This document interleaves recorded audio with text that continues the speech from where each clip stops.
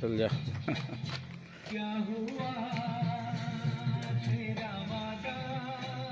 ये मिट्टी इसको मता करके ये पेरोसी वगैरह मिला करके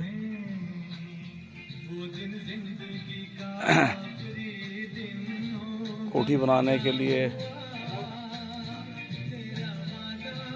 मिट्टी और पेरोसी को मिक्स करके ये किया गया है। उसके धमेलों से फिर इधर ला करके गोदाम के अंदर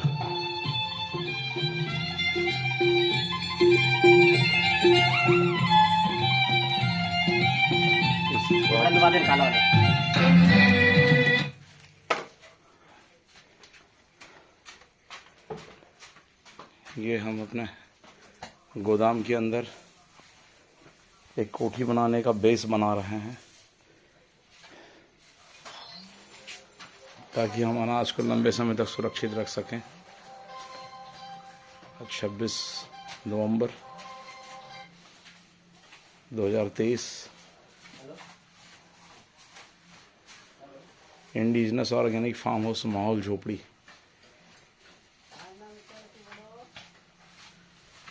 की सदस्य प्रमीला ठाकुर जी मिट्टी को पूरा पेरोसी से ये करके एक लेयर तैयार किया जा रहा है, क्योंकि ये थोड़ा सीमेंट का है, इसके कारण से पहले मिट्टी का बेस दिया जा रहा है और फिर ये पूरा बेस बनाने के बाद यहाँ पे ऐसे 3-3, 4-4 फीट का 3-4 करीब, ये लगभग 15 फीट का है। ये 15 फीट का एक बेसमेंट बनाया गया है और इस बेसमेंट में इस तरीके से मिट्टी का बेसिंग तैयार करके इसके ऊपर एक गोड़ा भी दिया जाएगा, मिट्टी का गोड़ा। यहाँ से इस तरीके से ये बनेगा, इधर इधर ऐसे ऐसे ऐसे करके गोड़ा दिया जाएगा और उसके ऊपर फिर बांस और कमचील का बेस दे करके उसको नमी से और एक प्रॉपर टेम्परेचर से मेंटेन करने के लिए एक मिट्टी का अनुकूलन दिया जाएगा। ये दीवार जरूर है, लेकिन दीवारों से हट करके 4 फीट 4 इंच करीब 4 इंच के लगभग एक गैप दे करके यहाँ से ऐसा एक दीवार बनेगा और इधर किनारे किनारे दीवारों से हटा करके एक कोठी तैयार किया जा रहा है। इस मिट्टी को पेरोसी से मिक्स करके इसको कुछ समय तक सूखने दिया जाएगा और पूरी कोठी की जो दीवारें खड़ी होंगी वो पुराने पद्धति से 4-4 अंगुल खड़ा किया जाएगा। अभी तो बेस लाइन के लिए गोड़ा दिया जाएगा, जैसे अपन घर के बनाने के लिए फाउंडेशन देते हैं और बेस देते हैं। तो ये पाइपलाइन जो है ये बेस दिया जाएगा। इस तरीके से आप जो है अपने अनाजों को सुरक्षित रखने के लिए एक बेसमेंट तैयार कर सकते हैं। बस ये है कि ध्यान रहे कि वो ईंटों की दीवार से अलग रहे। ये जो बेस दिया गया है उसमें दीवार से थोड़ा दूरी बना करके एक मिट्टी की दीवार खड़ी की जाएगी और ये पूरा इधर के साइड्स का भी जो एरिया रहेगा यहाँ पे भी मिट्टी की दीवार, इधर भी मिट्टी की दीवार। इस दीवार से एक दूरी बने रहेगी, इस दीवार से चिपका नहीं रहेगा, ये मिट्टी की जो दीवार रहेगी।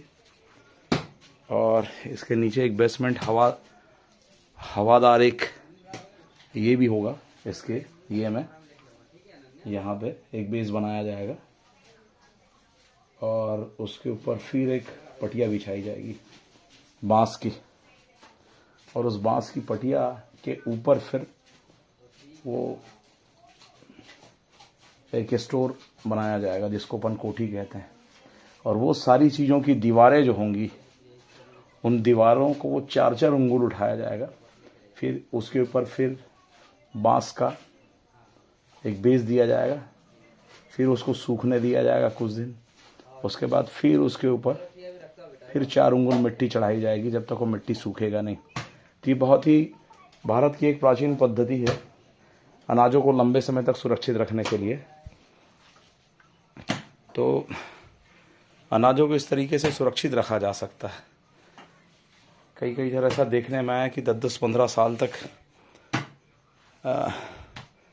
वहाँ पे अनाज सुरक्षित है, कोदो वगैरह सुरक्षित है। तो उसकी दीवारें इतनी मजबूत होती है मिट्टी की होने के बावजूद भी, क्योंकि उसको सिर्फ 4-4 अंगुल खड़ा किया जाता है और हवा पास के लिए एक डाउन वेंटिलेशन टाइप का दिया जाता है वो भी एक एसी टाइप का काम करता है प्रॉपर टेम्परेचर मेंटेन करने के लिए। ये चूँकि शुरुआती है, बनाने की प्रक्रिया चल रही है, पूरी बन जाने के बाद चूँकि ये और ज़्यादा अच्छे से स्पष्ट समझ में आएगा। तो ये हम अपने इंडिजिनस ऑर्गेनिक फार्म हाउस माहौल झोपड़ी के गोदाम के अंदर अनाज को सुरक्षित रखने के लिए एक व्यवस्था कर रहे हैं।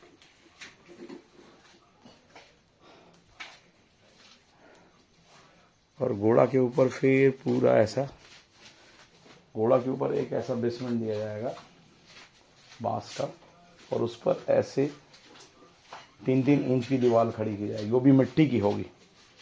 और उस मिट्टी की दीवार को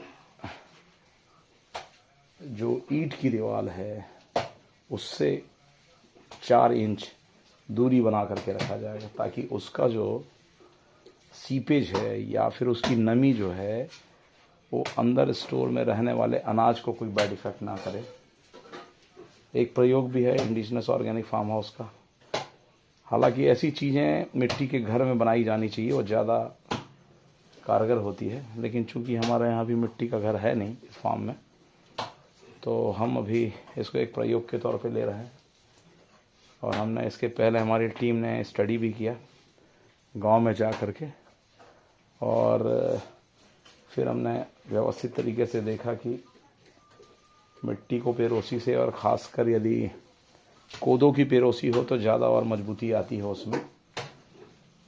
उसको मिक्स करके यदि मिट्टी पे मिलाया जाए और उसको फिर लेयर तैयार किया जाए और उसके फिर गोला बना करके उसको फिर बांस से उसकी छबाई, बांस का एक लेयर बनाया जाए, फिर उसको भी मिट्टी से छबाई, फिर उसके ऊपर फिर स्टोर के लिए खांचे तैयार किए जाएंगे। फिर बाद में अनाज वनाज रख के उसको फिर आप ढक सकते हो, या नीम की पत्तियाँ डाल के लंबे समय तक सुरक्षित रख सकते हो। ऐसे चीज़ों को चूहे नहीं तोड़ पाते, क्योंकि उनकी दीवार एक साथ नहीं बनती, बल्कि 4-4 इंच की दीवार खड़ी की जाती है और सूखने दिया जाता है। और जैसी 4 इंच की दीवार खड़ी करते हैं उसके बाद एक बेस के तौर पे, जैसे आप छड़ लगाते हैं घरों को बनाने के लिए या ढलाई करने के लिए, उसी तरीके से उस पर एक बांस का एक बेस लगाया जाएगा चारों दीवारों पे, चारों तरफ। और उसके बाद फिर 4 अंगुल मिट्टी चढ़ाई जाएगी, फिर उसमें बांस को फाड़ करके डाला जाएगा बेस में, बेस बनाया। फिर उसके बाद 4 अंगुल मिट्टी ऐसा करके कई दिनों के पश्चात, मतलब 20-25 दिन के बाद ये कोठी तैयार होता है। तो साथियों, ये बहुत सारी ऐसी प्राचीन विद्या है, या हमारे भारत की पुरानी विधि है, जो अनाज को लंबे समय तक स्टोर रखने के लिए एक शानदार विधि है। और सबसे अच्छी बात है कि जो कार्बोहाइड्रेट की मात्राएं भी कंट्रोल हो जाती है यदि चावल को आप लंबे समय तक इसमें स्टोर करके रखते हैं या किसी भी अनाज को। तो उसकी गुणवत्ता में काफ़ी सुधार होता है।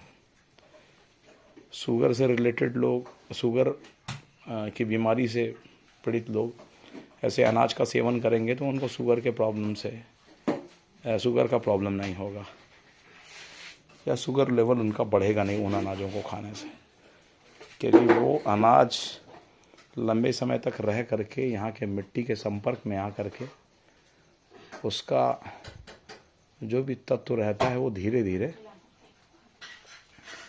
डिक्रीज़ हो जाता है, क्योंकि जो भी शुरू का अनाज रहता है उसमें कार्बोहाइड्रेट्स वगैरह की ज़्यादा मात्रा होती है, लेकिन धीरे धीरे फिर वो